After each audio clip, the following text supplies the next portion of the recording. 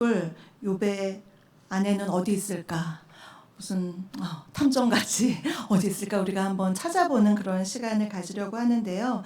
먼저 욥의 아내에 대해서 조금 알아보기 전에 성문서 안에서 이 욥기가 주는 어떤 신학적인 질문들에 대해서 좀 잠깐 살펴본 다음에 한번 알아보려고 합니다. 성문서가 있죠. 이 시가서라고 하는 성문서 중에 잠언, 욥기, 전도서 이 세 가지를 지혜문서라고 특별히 그렇게 이야기합니다. 왜냐하면 지혜, 히브리 말로 그 호크마라고 하는 지혜가 구약에 318번이 나오는데요. 그 절반, 183번이 이 세 문서에 가득 나오기 때문입니다. 이 지혜의 어떤 동일한 언어는 이해, 충고라고 그렇게 번역이 되어 있고요. 반대말은 어리석음이라고 되어 있는데요. 잠언, 전도서, 욥기 이렇게 이 지혜서는 각각 어떤 특징을 가지고 있죠. 이 안에 어떠한 특징이 있나 좀 오늘은 이제 특강 시간처럼 조금 학문적으로 우리가 조금 이걸 접근해서 알아보도록 하겠습니다. 첫 번째는요, 신론이라고 되어 있습니다. PPT를 보시면요. 신론은 하나님은 어떤 분이신가 그것을 우리가 알아보는데 지혜, 이 지혜를 신론의 입장에서 바라볼 때 첫 번째는요. 신정론의 입장, 즉 하나님이 정의로우시다는 그러한 입장에서 바라보는 것입니다. 그래서 이 땅에 일어나는 하나님의 모든 행위가 정의롭다는 것, 그것이 바로 이 하나님의 정의, 신정론의 입장에서 보는 거고요. 이 정의로움은 인과응보로 표출이 되죠. 즉 하나님의 뜻대로 사는 의인은 복을 받고 악인은 벌을 받고 이것이 바로 인과응보의 그러한 원리이고 여기에 어떤 심판과 저주, 복 이런 것이 나타납니다. 이런 원리가 그저 저절로 이루어지는 것이 아니라 하나님의 간섭과 특별한 보호하심 가운데 일어난다는 것이 바로 이 신정론에 입각한 그런 하나님의 정의인데요. 그런데 우리가 살다 보면 사람들의 삶과 이 역사 속에 이 신정론이 100%다 적용되느냐? 거기에는 우리가 의문을 가질 때가 있습니다. 왜냐하면 우리 눈에는 인과응보를 뛰어넘는 다른 것이 보이기 때문이에요. 그것을 바로 다시 좀 아까 전에 보신 PPT에서 하나님의 자유라고 그렇게 되어 있습니다. 그것은 인과응보, 딱 의인은 복을 받고 악인은 벌을 받는 이 도식과는 좀 다른 하나님께서 더 크신 하나님의 자유로움 가운데 행하시는 것을 볼 수 있는데요. 그래서 이 신정론은 부분적인 원리만 될 뿐 이 지혜, 하나님을 이해하는 데 있어서는 전체가 아니다. 그렇게 보는 관점입니다. 다음을 보시면 이것은 이제 도식으로 나타내는데요. 의인이 복을 받고 악인이 벌을 받는 이걸 이제 신명기 신학이라고 얘기하거든요. 신명기 28장 보시면 이러면 복을 받는다, 이러면 저주를 받는다 많이 이야기가 나오죠. 그런데 그렇게 딱딱 떨어지면 우리가 마음이 너무너무 편하죠. 근데 우리의 삶 속에서 의인이 고난을 받고 이렇게 대각선으로 고난을 받고 악인이 형통한 것을 볼 때가 너무나 또 많다는 거예요. 그래서 거기에 대한 의문들을 갖고 거기에 대한 답을 주는 것이 또 여기 지혜문서에 있다. 그렇게 한번 이해를 하시면 될 것 같고요. 아까 신론에서 하나님의 정의와 자유를 보았다면 또 하나 신론에서 알아야 될 것 두 번째는요. 다음 PPT 보시면 하나님의 내재성, 하나님의 초월성. 더운데 왜 이렇게 어려운 말을 하나 이렇게 하실지 모르지만 하나님의 내재성이라고 하는 것은요 세상의 질서 또 우주의 법칙 이런 걸 통해서 하나님을 우리가 알 수가 있는 거예요. 아, 하나님은 이런 분이시구나 우리가 간파할 수 있다. 어떤 인간의 낙관적인 이성을 통하여서 우리가 알 수 있는 것 그것이 잠언에 굉장히 많이 나와 있어요. 잠언을 읽으시면 어떠세요? 뭔가 좀 딱딱하지만 되게 마음이 편해져요. 뭔가 의인은 벌을 받고 그런 악인은 심판을 받고 이런 어떤 도식이 딱딱 분명하게 있기 때문에 또 우리가 또 어떻게 간파할 수 있는 하나님을 좀 알 수 있기 때문에 마음이 좀 시원한 걸 느끼는데요. 그것이 하나님에 대한 다 이해가 아닙니다. 또 하나는요, 하나님의 초월성이 있습니다. 우리의 생각과 우리의 이성으로 지각으로도 알 수 없는 우리의 인식을 넘어서는 전적 타자인 하나님을 우리가 성경에서 또 만나본다는 거예요. 그래서 하나님은 너무 초월해 계셔서 어떤 사건을 통해서나 아니면 토라 이런 율법을 통해서 어떤 하나님은 이런 분이시구나 우리가 뭉뚱그려서 알 수 있는 하나님을 만나게 됩니다. 이것이 아까 이제 그런 어떤 하나님의 내재성을 파악할 수 있는 것이 잠언이라고 한다면 하나님의 초월성이 나타나는 것이 욥기와 또 전도서에 나와 있습니다. 그 다음을 보시면요. 이제 실론을 봤으니까 우리가 인간론을 봐야 되죠. 인간을 낙관적으로 보느냐, 또한 염세적으로 좀 비관적으로 보느냐, 그것도 이 지혜서 안에서 갈리는데요. 낙관적인 인간론은 지혜를 경험적으로, 이제 어려운 말로 귀납적으로, 경험적으로 우리가 체득할 수 있다. 그래서 우리가 인간의 능력, 우리의 지정의로 우리가 지혜를 얻을 수 있다. 그렇게 보는 것이 낙관적인 인간론입니다. 잠언의 인간론이요, 낙관적인 인간론이에요. 그리고 잠언은요, 하나님이 이 세상을 창조하실 때 지혜로서, 지혜도 그 창조에 동참하였다고 그렇게 쓰여 있고요. 피조물 속에 하나님의 지혜가 숨겨져 있다. 그래서 그것을 발견하는 그러한 것을 말하고 있고, 또 우리가 지혜를 발견할 때 경험을 통해서 또 학문적인 연구를 통해서 지혜를 발견할 수 있다고 합니다.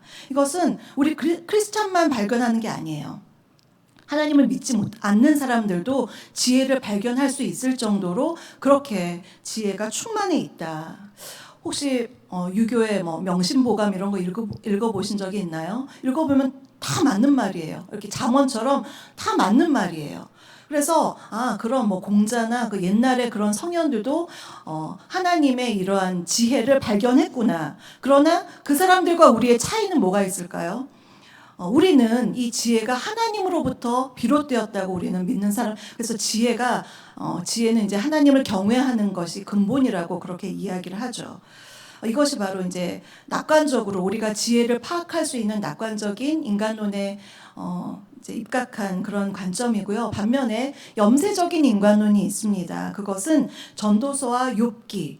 전도서하면 뭔가 이렇게 마음에 좀 뭔가 힘이 빠지지 않으시나요? 처음부터 막 헛되다 막 이렇게 하고요. 욥기도 큐티를 욥기하면 되게 마음이 점점 더 힘들어져요. 네, 그런 것이 바로 어떻게 보면 이 염세적인 인간론에서 이제 비롯된 것인데요. 여기에는 경험적이고 인과적인 방법론이 이 세상의 신비를 알 수가 없다. 우리는 그것을 알 수가 없고 이 인과응보의 원리, 의인이 복을 받고 악인이 벌을 받는 이것이 적용되지 않는 부분이 있다. 이것이 이제 우리의 고민이죠. 그래서 염세적인 인간론은 인간의 가능성보다 인간의 한계를 좀 느끼게 해주는 그러한 책들입니다. 전도서라는 책은요, 그 책 이제 한자를 보면 길을 전해주는 책이에요. 전도사가 읽는 책이 아니라 도를 전하는 책이다. 그래서 인생이 굉장히 헛되고 헛되지만 헛되지 않은 길이 있다. 어떻게 보면 굉장히 우리에게 행복을 알려주는 그러한 책입니다. 전도서에는 하나님의 정의, 지식 그리고 우주의 질서가 인간의 인식을 벗어나 버립니다. 그래서 하나님의 초월성이 드러나고요. 전도서의 회의주의는 하나님의 존재가 하나님의 계시는가 안 계시는가 이런 회의주의가 아니라 그런 거에서 오는 염세적인 것이 아니라 우리의 하나님을 파악하기에는 우리가 너무 부족하구나. 우리의 한계에 대해서 이야기를 하는 것입니다. 욥기는요 전도서랑 또 다른 염세주의적인 인간론을 보여주는데요. 여기에서는 하나님이 어떻게 해결을 해주냐면요. 신현현 하나님이 나타나심. 이건 이제 영어로 티오파니 그렇게 얘기를 하는데 하나님이 짠 하고 38장에 나타나셔서 욥과 대화를 하는 그런 모습이 나타나죠.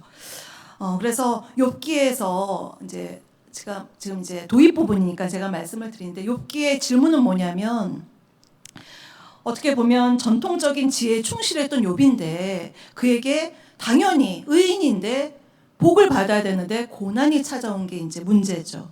그것에 대해서 어떻게 해결을 하느냐. 그것은 욥의 이성으로 막 이성적인 노력으로 오는 것이 아니라 하나님께서 확 다가오시고 신현현 하나님이 나타나심으로 그 문제가 해결되는 것으로 이제 보여주고 있습니다. 지금 좀 아까 전에 보신 것 다시 한번 보여주시겠어요? 하나님이 있고 인간이 있으면요. 잠언을 보시면 잠언에서는 아래쪽에 인간관이 낙관적인 인간관, 우리의 이성과 어떤 귀납적인 능력으로 지혜를 얻을 수 있고, 또 화살표가 이렇게 올라가 있죠. 잠언 쪽에는요. 그래서 하나님의 내재성, 하나님을 파악할 수 있다, 그렇게 보고요. 또 그런데 반면에 오른쪽에 보시면 염세적인 인간관의 전도서와 욥기가 있는데, 전도서에서는 이렇게 하더라도 너희가 하나님을 다 측량할 수 없다고, 그러니까 아예 그냥 초월을 굉장히 초월해 버리는 화살표로 제가 표시를 했고요. 욥기에서는 하나님이 욥기를 찾아오셨어요. 그래서 화살표를 아래로 이렇게 그려 보았습니다. 네. 이 도식을 이제 머리에 일단 우리가 다 알았다고 생각을 하고, 욥기가 성경에서 지혜문서에서 이러한 내용이구나, 우리가 좀 대략적으로 알았다면 이제 구체적으로 욥기로 한번 들어가 보겠습니다. 욥기에서는요, 신앙의 여정으로서 경험과 전통, 이 두 가지에 대해서 이야기를 하는데 둘 다 한계가 있다고 봅니다. 첫 번째로 신앙 여정에서 경험의 한계를 드러내는 것이 바로 욥의 아내.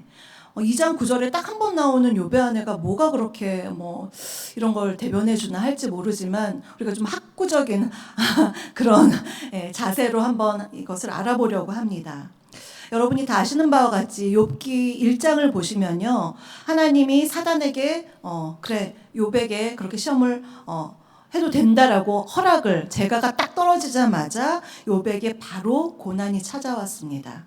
재난이 얼마나 급박하게 왔는지 1장에 보시면요, 갑자기 이르러 나만 홀로 종이 이렇게 얘기해, 나만 홀로 피했다.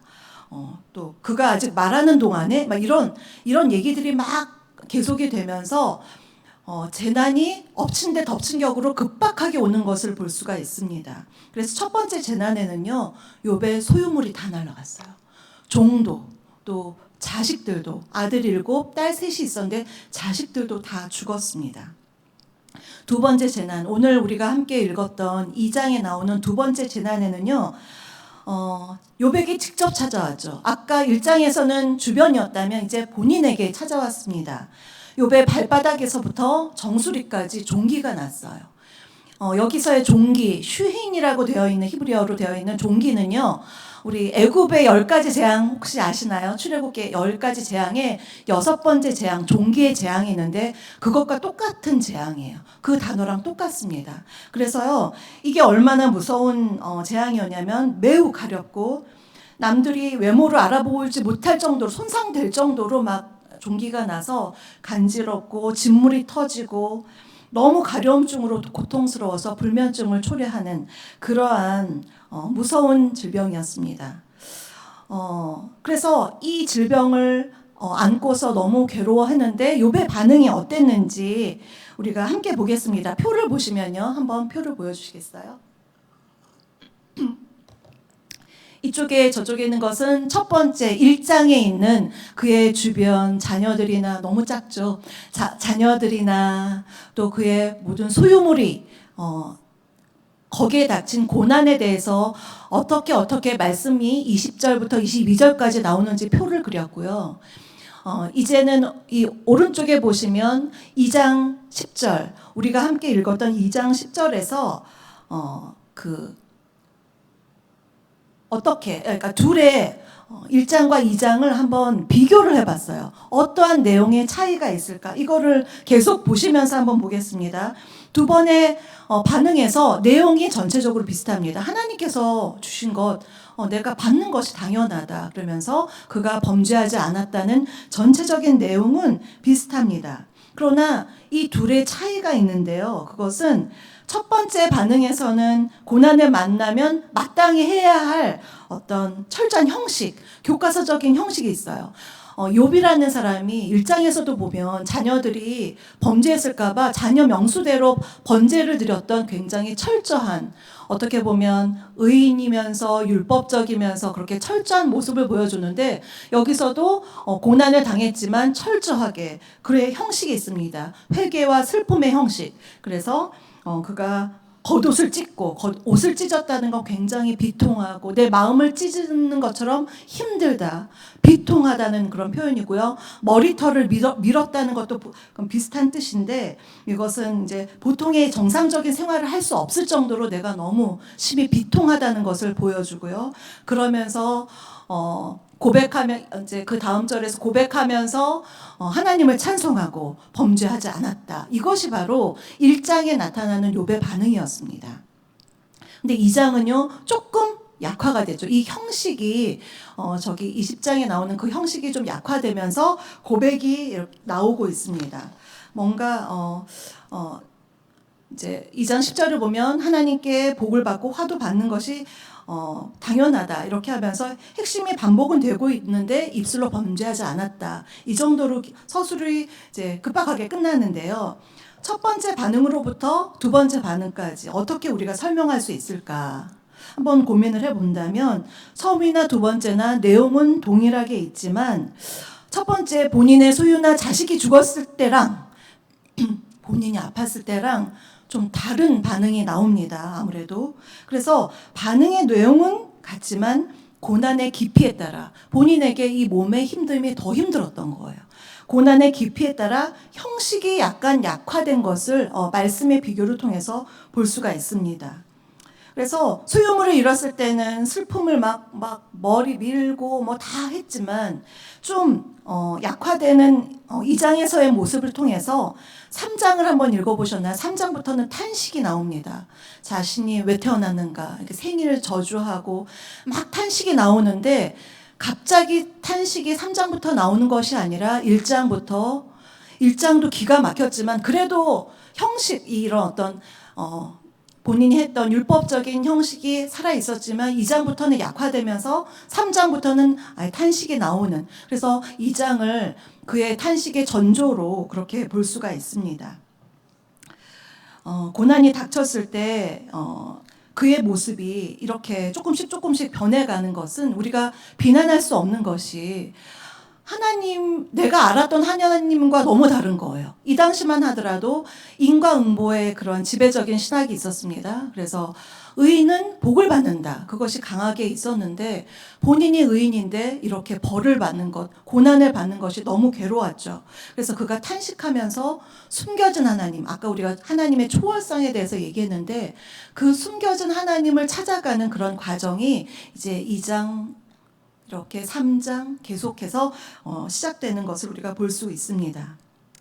고난이 닥쳤을 때 욥의 두 번째 반응, 아까 2장에서 본 두 번째 반응이 첫 번째 반응과 다른 것은 어떤 형식면에서도 그랬지만 아내의 반응이 달라요. 아내가요, 이 1장에서는 아내가 어땠다는 얘기가 전혀 없습니다. 그런데 2장에서 남편이 너무나 괴로워하는 모습을 보면서 아내가 드디어 말을 하기 시작합니다. 이것은 어떻게 보면 욥이 자신의 어떤 1장과 2장에서 그의 마음이 좀 힘들었던 것과 좀 상응하는 것은 아닐까 그렇게 생각을 해볼 수가 있습니다. 구체적으로 아내의 말을 우리가 한번 파악하기 전에 이것을 먼저 파악하기 전에요. 우리가 좀 알아볼 것이 있는데 그것은 뭐냐면요. 전통적으로 욥의 아내에 대해서 여러분들은 어떤 생각을 가지고 계시나요? 어거스틴도 욥의 아내를요 악마의 보조자다. 또 깔뱅도 사탄의 도구다. 또 유대 랍비들도 욥의 아내에 대해서 누구랑 비교했냐면 하와랑 비교했는데 아담은 하와 말을 들었지만 욥은 아내 말을 잘 안 들어서 너무 다행이다. 이렇게 해석을 해서 좀 욥의 아내에 대한 부정적인 편견이 우리에게는 꽉 차 있습니다. 욥이 이렇게 고난을 당하는 남편한테 악담을 하고 떠났다. 대부분 많이들 그렇게 알고 있는데요. 오늘 이 시간만큼은 우리가 좀 학문적인 그런 자세로 그 마음, 좀 욥의 아내에 대해서 나도 돌을 던지고 싶은 그 마음, 그 돌을 좀 잠시는 좀 내려놓고 조금 열린 마음으로 그 아내에 대해서 한번 살펴보려고 합니다. 그가 그의 마음이 어땠는지, 그러면서 그가 정말 무엇을 잘못했는지 이것을 함께 심층적으로 알아보려고 합니다. 그것을 위해서 이 지금 우리가 보고 있는 개역개정 성경뿐만 아니라 70인경 성경을 우리가 또 볼 거고요. 또 그 이전에 이 본문을 조금 히브리어 성경을 조금 더 다각적으로 우리가 읽어보려고 합니다. 지금 PPT 보시면요. 2장 9절 욥의 아내가 했던 얘기가 있는데 우리 함께 읽어보겠습니다. 그의 아내가 그에게 이르되 하나님을 욕하고 죽으라. 이렇게 읽고서 끝에 아멘 할 수가 없는 그런 악담을 했죠. 여기서 두 가지 논쟁점이 있는데요. 첫 번째는 이것을 이 2장 9절의 히브리어 원문을 보았을 때 문장 종류에 대한 거예요. 그 첫 번째, 당신이 그래도 자기의 온전함을 굳게 지키느냐? 우리가 대부분 의문문처럼 읽는데 히브리어에서는 이런 문장에서는 의문사가 있는 것도 있고 없는 것도 있어요. 이 문장에서는 일반적으로 의문문을 해석할 때 이런, 그러니까 히브리어로 마 이런 식으로 의문사가 붙는 게 있지만 의문사 없이도 의문문을 나타낼 수가 있는 것입니다. 그래서 개역개정에서는 약간 의문문스럽게 그렇게 이야기를 했는데 실제로는 이 문장에서는 의문사가 없어요. 그래서 이것을 의문문이 아니라 서술문으로 당신이 그래도 자기 온전함을 굳게 지키시는군요. 라고 해도 별 무리가 없고 요즘에 학계에서는 그렇게 보는 것이 다수입니다. 두 번째로는요, 바라크라는 동사가 있는데요. 이 동사, 여기서는 이제 욕하다. 하나님을 욕하고 죽으라 할 때 욕하다, 저주하다의 동사로 쓰인 것인데, 원래 바라크 동사는 굉장히 우리가 제일 좋아하는 단어예요. 사람에게는 축복하다, 복을 주다. 창세기 굉장히 많이 나오고요. 하나님을 표현할 때는 하나님을 찬송하다, 송축하다 할 때 이 바라크 동사가 쓰입니다.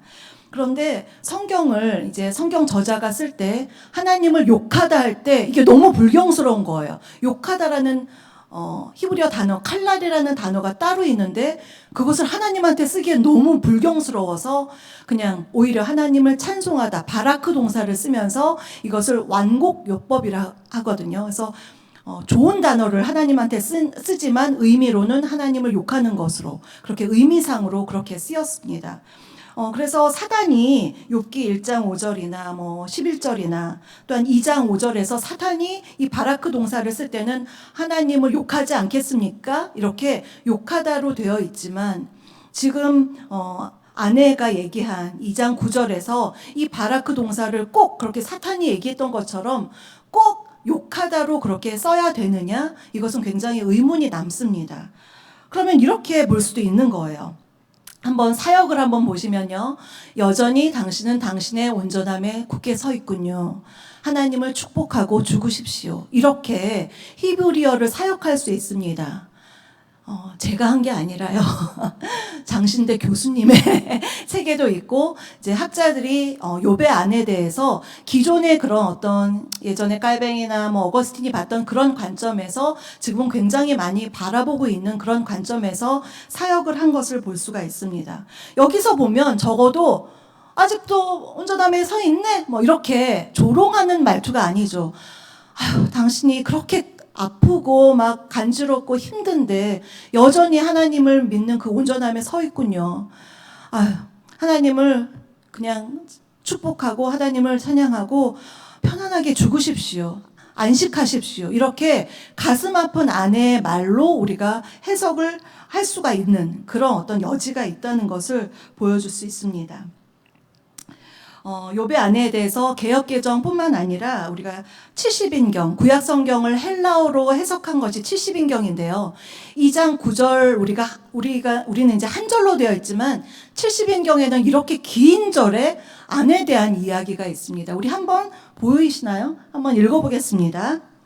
많은 욥의 아내는 말하였다. 구원의 소망을 바라는 당신은 조금 더 기다리라고 하는데 정녕 얼마나 더 기다려야 합니까? 보십시오. 내가 수고하여 낳은 아이들은 이 땅에서 기억도 없이 사라졌어요. 당신은 바깥에서 밤을 지새며 악창으로 고생하고 나는 이곳저곳 집집마다 돌아다닙니다. 하루 종일 일하면서도 언제나 해가 떨어져서 이러한 수고로부터 벗어나 쉬려나 기다립니다. 당신도 하나님께 무슨 말이나 한번 하고 죽으십시오. 네, 굉장히 뉘앙스가 달라지죠. 맨 마지막 당신이 하나님께 무슨 말이나 하고 죽으십시오. 이 말은 우리가 아까 개역개정에서 본 말과 뉘앙스가 비슷하지만 이 70인경 성경에서는 이것에 대해서 그 배경이 되는 것을 다 욥의 아내의 심정을 쭉 얘기하고 있습니다.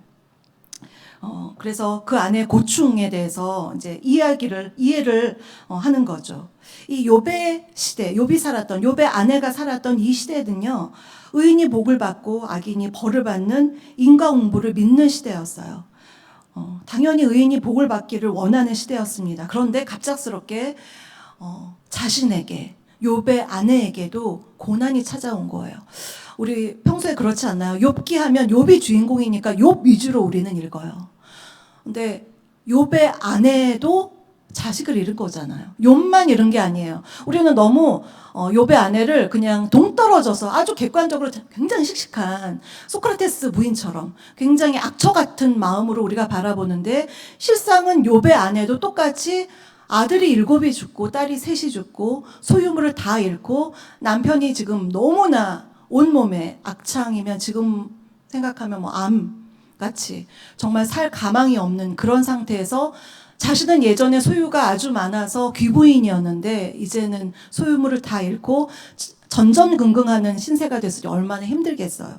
이제 그런 욥의 아내의 모습을 우리가 생각해 볼 수가 있습니다. 근데 욥의 아내가 내린 결론, 하나님께 축복하거나 아니면 하나님을 저주하거나 욕하거나 그러고서 죽으십시오 이렇게 얘기하는 것은 자신의 경험이 다라는 것. 내가 아는 하나님은 의인에게 복을 줘야 되는데 내 남편이 의인인데 고난을 당하네. 하나님이 죽었나? 하나님이 안 계시나? 내가 다른 하나님을 믿고 있었나? 이런 의심을 갖게 하는 그러한 내용입니다. 그래서 경험에 충실한 것은, 자기의 어떤 작은 인식으로 경험에 충실한 것은 하나님을 욕하는 것밖에, 하나님 앞에 죽는 것밖에는 길이 없는 것을 보여주고 있는 것입니다. 그래서 궁극적으로는 이 히브리어, 이 개역 성경이나 아니면은 70인역 이 본역, 아까 우리가 봤던 이 긴 것이나 내용은 전체적으로 비슷하지만 우리가 잠깐 욥의 아내에 대해서 그렇게 왜 이 여인이 그렇게 얘기할 수밖에 없었는지 우리가 조금 공감을 했으면, 이전에 우리가 어거스틴이나 깔뱅처럼 그런 사람들이 악마의 보조자다 뭐 이렇게 너무 그녀를 향해서 좀 매도하는 마음은 조금 내려놓고 다시 한번 그녀에 대해서 시선을 보아야 한다는 것입니다. 그렇다고 그녀가 잘했을까요? 절대로 그것은 아닙니다. 왜냐하면 상황을 아무리 감안하더라도 그녀의 말을 긍정적으로 감정적으로만 볼 수 없는 것이 하나님 앞에 온당하지 못한 처사였어요. 하나님의 섭리를 대적할 소지가 분명히 있는 것이고, 그 말을 들음으로써 남편이 욥이 좌절되는 그런 마음을 일으켰기 때문에 어리석은 행위였다. 당연히 이것은 어리석었다. 그렇게 우리가 볼 수 있습니다. 또한 성경에서는 자살 못하게 하죠. 살인을 금하고 있는데 그것에 대해서도 죽으십시오 이렇게 아무리 남편이 힘들어도 안식을 하라고 죽으십시오 말하는 것도 잘못되었다고 이렇게 볼 수 있습니다. 두 가지를 우리가 다 생각해야 돼요. 욥의 아내를 그냥 그 여자는 나쁜 여자야. 이렇게 그 상황을 이해하지 않고 폄하하는 것도 문제가 되지만 그 여자에 대해서 잘했다고 하는 것도 우리가 안 되는 거죠. 무엇을 잘못했는지 자기의 경험, 자기의 좁은 경험의 한계를 가지고 이제는 다 끝났다고 생각하고 죽는 것밖에 길이 없다 이렇게 하는 것도 잘못되었다는 것입니다. 제가 아까 제목에 신앙 여정에서 경험의 한계를 드러내는 것이 바로 욥의 아내가 보여주는 것이다 그렇게 이야기합니다. 그러면 욥의 반응은 어땠을까요? 욥의 아내의 말을 듣고 그녀를 당신은 어리석은 자 중에 하나이다 그렇게 말하면서 일축합니다. 그러면서 하나님께 좋은 것을 받았으니 나쁜 것도 받지 않겠냐 그렇게 얘기하면서 그는 욥의 아내보다 훨씬 더 나았죠. 죽음으로써 자신의 운명을 도피하는 것을 거부했죠. 그리고 상황을 있는 그대로 받아들입니다. 욥의 이러한 반응은요, 자신의 처지를 통해서 일어나는 하나님에 대한 어떤 의문들을 잠재울 수 있을 만큼 하나님에 대한 신뢰가 그 안에 있었어요. 믿음이 있었어요. 네, 그래서 그것을 계속 보여주긴 하지만 그래도 2장부터 약화되는 그러한 형식적인 흔들림은 이제는 이제 3장에서 나오는 탄식의 토대를 마련해 주고 있습니다. 2장 10절을 보면요. 2장 10절에서 그가 모든 일에 입술로 범죄하지 않았다. 그렇게 되어 있는데요. 여기 입술로라는 단어가 굉장히 심상치 않은 단어입니다. 그 앞장의 1장 22절에서는요. 이 모든 일 아까 그 도표 도표 한번 보여주시겠어요? 예. 그 앞에서 1장 22절에서는요. 이 모든 일에 욥이 범죄치 않았다. 그렇게 얘기하고 있는데 여기서는 네. 그 맨 밑에 보면 이 모든 일에 욥이 범죄하지 않았다. 그런데 2장 10절에서는 입술로 하지 않았다. 그럼 이 입술로가 뭘까라고 우리가 한번 생각을 해봅니다. 입술로는 마음속으로와 좀 대조가 되죠. 그래서 두 가지를 생각해 볼 수 있는데 마음속으로도 범죄하지 않고 입술로도 범죄하지 않았을 수도 있는데 2장이 넘어가면서 3장부터 계속 탄식하고 그 친구들과 싸우는 내용을 보면 그가 마음속으로는 지금 힘든 마음이 있는 거예요. 욥의 아내랑 똑같이 본인도 이해할 수 없는 숨어 계시는 하나님, 초월하신 그 하나님 때문에 힘든데 입술로는 범죄하지 않았다. 조금 이제 1장보다 좀 약화되는 그러한 모습을 볼 수가 있습니다. 아무래도 아내의 이야기를 듣는 순간부터 자신의 한계를 깨닫게 되는 거죠. 그래서 경험적으로 우리가 경험의 한계는 내가 아는 하나님은 이런 하나님이야. 이 한계를 부인을 통해서 알게 되는 거죠. 부인이 아는 그 경험의 한계를 통해서 결론은 죽음밖에 없다는 것. 근데 나는 그렇게 하고 싶지 않다. 이제 본인이 깨닫게 되는 것입니다. 우리가 욥의 아내를 보면 이제 지금부터 쭉 살펴보았는데요. 욥의 아내는 그냥 우리가 확 치부해 버리는 불신앙의 아내다. 그렇게 얘기하기보다는 욥으로 하여금 고난에 대해서 성급하게 결론을 내리면 죽는 것이다. 그렇게 어리석은 그 아내의 말을 통해서 욥으로 하여금 깨달음을 갖게 해주는 그러한 역할을 합니다. 오늘 우리가 읽은 본문 이후에는 이제 새 친구가 나오는 그런 장면들을 다 아시는데요. 이제 그는 1장에서는 굉장히 완벽주의적이고 율법주의적이었다면 욥의 아내의 이야기를 듣고 본인의 어떤 그 형식의 가면을 벗고서는 이제 주님 앞에 3장부터 또 4장에서 친구들과 이제 논쟁하는 그런 장면에서는 자기의 그런 형식을 다 내어버리고 하나님 앞에 탄식하며 그렇게 토로하는 이야기들이 쭉 나옵니다. 네. 그러면 오늘 설교의 제목 욥의 아내는 어디 갔을까요? 셜록 홈즈처럼 우리가 한번 찾아본다면 대부분 많이들 욥의 아내가 이렇게 2장 9절에서 말하고 떠났다. 우리 마음이 좀 시원하잖아요. 이렇게 나쁜 여자는 떠나야 돼. 맨 마지막에 축복은 재혼한 것처럼 우리가 생각이 들지만 안타깝게도 욥의 아내가 떠났다는 말이 욥기에는 없습니다. 그리고 욥기에는요 욥의 아내에 관련된 구절이 2장 9절 말고 19장 17절 하고요 31장 10절 세 군데 나와요. 근데 맨 마지막 31장 10절은 욥이 자신의 결백함을 드러내면서 이제 아내에 대해서 인용한 거니까 그거는 뭐 큰 의미가 없지만 19장 7절을 우리가 함께 보겠습니다. 함께 위에 있는 거 한번 읽어보겠습니다. 내 아내도 내 숨결을 싫어하며 내 허리의 자식들도 나를 가련하게 여기는구나. 이게 19장 17절인데요. 이것은 빌닷이라는 친구의 말에 욥이 대답한 건데요. 여기 좀 의문이 드는 건 내 허리의 자식들. 내 자식들은 다 죽었는데 이게 뭘까? 이게 그럼 과거의 얘기인가? 뭐 이렇게 생각할 수도 있지만, 이건 이제 번역에 문제가 있다고 이제 생각이 듭니다. 문자적으로는 욥의 자녀들이 1장에서 다 죽었죠. 그래서 내 허리의 자식은 나의 자식이 아니라 내 모태의 자식으로 볼 수가 있습니다.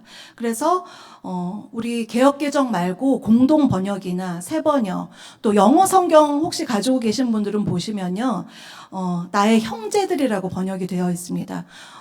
그 NIV 성경에는 my own family, 내 자신의 가족들, 또 다른 영어 성경에서는 my own brothers라 그래서요, 나의 형제들. 그래서 대부분이 내가 이렇게 아프니까, 이렇게 종기가 나서 진물이 나고 흉악해지니까 내 형제들도 나를 싫어하고 나의 아내도 내 그 숨결을 싫어해서 싫어한다.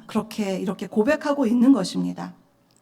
그 아래 공동 번역을 우리가 함께 읽어보겠습니다. 아내마저 나의 입김을 싫어하고. 굉장히 더 좀 감각적으로 다가오죠. 만약 아내가 떠났다면 이러한 구절을 쓸 수가 없었겠죠. 그런데 아내가 떠난 게 아니라, 떠나서 마음이 아픈 것이 아니라 아내가 자신의 숨결이 싫은데도 옆에 계속 있기 때문에 내가 너무 고통스럽다. 지금 그는 그렇게 자기의 상황을 가슴 아파하고 있는 것입니다. 그래서 욥의 아내는 떠났다는 기록이 없다. 이것이 우리가 욥기를 보는, 조금 우리의 욥기를 보는 안경 그 도수를 우리가 약간 교정을 해야 될 부분이고요. 욥기의 결말부를 보면 욥의 세 친구에 대해서는 하나님이 진노하십니다. 인과응보로 친구에게 네가 뭔가 잘못했으니까 하나님이 이렇게 벌을 내리시지, 이런 인과응보로 친구를 정죄한 그들을 하나님께서 벌을 내리시고 욥이 그들을 위해서 번제를 드릴 때야 그들을 용서하시는데 욥의 아내에 대한 이야기는 없어요. 어떻게 보면 저는 한편으로 하나님은 참 인격적인 하나님이시다. 너무 아파하고 힘들어하는 남편을 보고 감정에 복받쳐서 그렇게 그러면 하나님을 축복하고 죽으시오 하는 그런 그 여인의 말을 듣고 뭐 이렇게 진노하셨다는 얘기를 하지 않으시고 긍휼히 여기시지 않으셨을까. 또 그 여인 자체도 아들을 또 딸을 다 잃었던 사람이기 때문에 그렇지 않았을까 하는 그런 생각을 한번 해봅니다. 그래서 결말부를 보면요, 욥이 다시 아들 7을 얻고 딸 3을 얻었을 때 욥의 아내는 언급되어 있지 않지만 그가 또 재혼했다는 얘기도 없어요. 그래서 혹시 그렇다면 그 욥의 아내가 욥의 새로운 그런 삶을 시작하는데 그녀가 유일한 소망의 단초로서 그의 곁에 있지 않았을까? 그것이 그렇게 보는 것이 욥기를 보는, 욥의 아내를 보는 새로운 관점입니다. 두 번째 신앙 여정에서 전통의 한계를 보는데요. 우리가 아까 경험의 한계, 경험이 다가 아닌 한계는 아내를 통해서 봤다면 전통, 인과응보의 전통의 한계는 이 친구들을 통해서 볼 수가 있습니다. 그래서 친구들은 계속 욥을 정죄했죠. 네가 뭔가 잘못했으니까 이랬을 거 아니냐. 하지만 그것도 잘못되었다는 거죠. 그래서 하나님이 그들이 생각하는 것처럼 그렇게 좁은 하나님이 아니라는 것. 그래서 오늘 조금 정리를 해보면 욥기의 전체 주제를 우리가 보통 의인의 고난이라고 알고 있는데 그것은 우리 인간의 관점에서 보는 거고요. 하나님의 관점에서 볼 때 욥기의 주제는요, 하나님의 자유입니다. 하나님께서 이렇게 하실 수도 있고 저렇게 하실 수도 있는데 결국에는 하나님의 뜻을 나타내며 그 고난받은 욥이 이제는 더 그 고난을 통과하면서 하나님을 더 가깝게 만나죠. 하나님을 이전에는 그냥 귀로만 들었는데 이제는 눈으로 보는, 그래서 고난이 굉장히 유익이라는 것을 보여줍니다. 우리 시편 119편 71절을 함께 읽겠습니다. 고난 당한 것이 내게 유익이라 이로 말미암아 내가 주의 율례를 배우게 되었나이다. 고난은 우리에게 쓸데없는 것이 아닙니다. 하나님께서 하나님의 섭리 안에서 고난을 허락하실 때가 있다는 거예요. 그래서 하나님의 자유를 볼 수가 있습니다. 욥이 고난 이전에도 의인이었지만 세계관은 굉장히 좁았죠. 인과응보, 그리고 자기의 경험이 다라는 그런 좁은 세계관에 갇혀 있었다면 이 고난의 탄식을 통해서 그 숨어 계신 하나님을 찾아가면서 그가 점점 성숙해집니다. 그리고 하나님을 만나죠. 고난 가운데 하나님이 숨어 계시는 게 아니었구나. 내 곁에 계시는, 나타내신 신현현, 나타나시는 하나님이구나. 이제는 내가 주님을 눈으로 배움나이다. 그래서 그가 어떻게 성숙해지냐면 하나님도 눈으로 보는 신앙인이 되었고요. 고난을 통과한 사람의 가장 좋은 점은요, 다른 사람의 고난을 폭넓게 이해할 수가 있어요. 고난을 당하지 않은 사람은요, 다른 사람이 아프면 똑같이 뭔가 회개할 거 없나 한번 생각해봐. 이런 식으로 우리는 굉장히 많이 얘기합니다. 개인적인 말씀을 드리면 저희 남편이 사업적으로 굉장히 어려움을 겪었을 때 친척한테 실제로 이런 소리를 들었어요. 전화했는데 소윤아, 뭔가 회개할 게 있나 한번 찾아봐. 그래서 제가 얼마나 많이 울었는지 모릅니다. 그 와중에 또 막 회개를 했죠. 뭐 잘못한 거 없나 막 살펴보면서 그런데 굉장히 많이 상처로 남습니다. 우리가 흔히 꼭 배우자가 아니더라도 주변에 있는 사람들이 고난을 당할 때 동참해야 돼요. 왜 이렇게 어려움을 당했나? 아프겠다, 힘들겠다. 그렇게 동참해야 되는데, 위로해줘야 되는데, 이 친구들처럼 정죄하기 쉬울 때가 있고요. 아니면은 이 아내처럼 세상 끝났다. 아무 소망 없다. 이렇게 생각하기도 쉬운 거예요. 그러나 고난을 통해서 욥처럼 성숙해질 수 있습니다. 네. 그래서 우리 그 다음 말씀 한번 보겠습니다. 욥기 42장 5절. 욥의 고백입니다. 함께 읽겠습니다. 내가 주께 대하여 귀로 듣기만 하였사오나 이제는 눈으로 주를 배움나이다. 네, 이 고백을 통해서 우리가 욥기를 다시 한번 살펴볼 수가 있습니다. 한번 정리해 보면요, 욥의 아내에 대해서 약간 조금 이제 생각이 조금 달라지셨나요? 네, 그러한 읽기로 성경을 우리가 조금 다각적으로 욥이 주인공이니까 욥의 입장에서만 보기보다는 조금 성경을 폭넓게 보는 그러한 입장을 한번 봐야 될 것 같고요. 욥의 아내를 통해서 실제로 배우자가 있으면 내 배우자가 고난을 당할 때 나는 어떠한 아내가 되어야 될 것인가 한번 적용을 해보시면 좋을 것 같아요. 욥의 친구처럼 정죄하지 않는가, 혹시 아니면은 남편에 대해서 막 감정적으로 막 쏟아붓고 있지는 않는가, 우리 자신을 한번 돌아보는 그런 계기가 되었으면 좋겠습니다. 피카소의 인물화를 보면 우는 여인이라는 그런 그림을 보면요, 이쪽에서는 울고 있고 이쪽에 앞모습이 보이고 옆모습도 보이고 막 뒷모습도 보이고 기괴한 모습이 보여요. 그러면 처음에는 놀랐지만 이 인물화를 보면서 너무 잘 만들었다. 한 모습이 그 사람의 하나의 모습이 아니겠죠. 여러 가지 모습이 있습니다.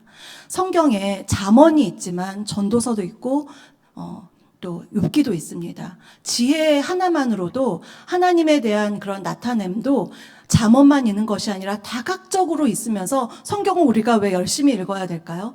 다각적인 하나님. 그래서 우리가 더 폭넓게 하나님을 알 수 있기 때문에 우리가 열심히 욥기도 읽어야 되고 잠언도 읽어야 되고 전도서도 읽어야 되고 여러 가지를 우리가 편식 없이 다각적으로 읽을 때 우리가 다 하나님을 알 수는 없지만 우리를 향하신 하나님의 모습을 하나하나 더 알아갈 수 있고요.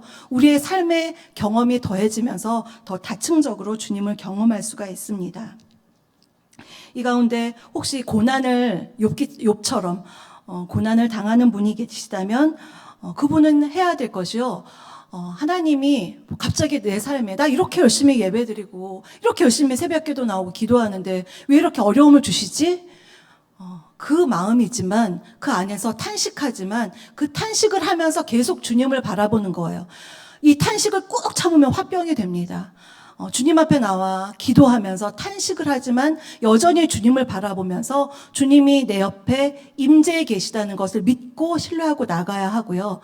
또 고난 당하는 사람의 옆에 있다면, 내가 만약에 나의 배우자가 또 내 자녀가 친척들이 어려움을 당하고 있다면 욥의 아내처럼 성급하게 인생 끝났네, 죽으라, 이렇게 감정적인 말을 해서도 안 되고 친구의 말처럼 해서도 안 되고요. 정말 함께 그 옆에 계속 있으면서 위로해주면서 믿음으로 주님을 바라볼 수 있도록 도와주는 그런 저와 여러분이 다 되시기를 간절히 소망합니다. 기도하겠습니다.